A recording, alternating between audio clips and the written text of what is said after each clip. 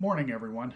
I don't typically utilize a script whenever I talk to you, uh, but this time I am. I wrote something yesterday while I was waiting on my wedding party while I was driving, and I want to make sure that you get the entire message. If I go without the script, I am sure to forget parts of it. So here goes. There's a sound echoing across America right now, a sound that's both familiar and chilling. It's the sound of comedians, writers, actors, and musicians being told, be quiet. Not because what they're saying is dangerous, but because it's inconvenient to those in power. This is a time when laughter and satire, the very elements that have always kept our democracy honest, are being targeted. Stephen Colbert and Jimmy Kimmel, two of the most influential late night voices, are just the latest examples of entertainers who are facing the threat of being silenced, not for their jokes, but for their truth. I feel this struggle deeply, and it's one of the reasons that I wrote my novel Humdinger.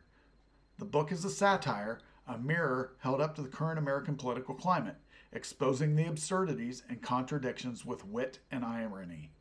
My goal was not just to entertain, but to provoke thought, to challenge perspective, and to remind us all that humor is one of our greatest tools in defending freedom.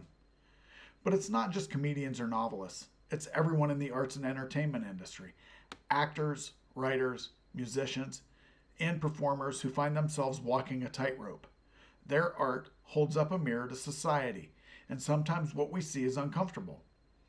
Yet, instead of sparking conversation, those in power would rather break the mirror.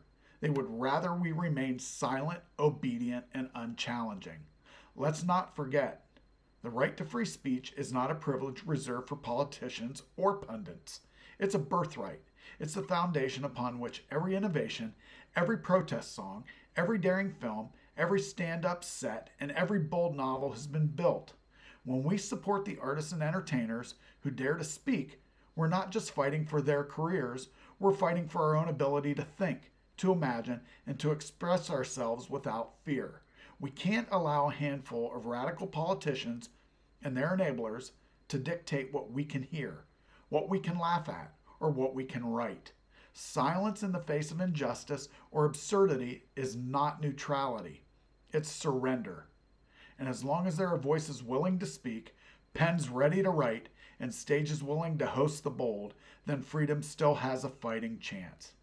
So today, I urge you, stand with our entertainers, buy their books, stream their shows, attend their performances, defend their right to speak, because their voices are, in the end, our own.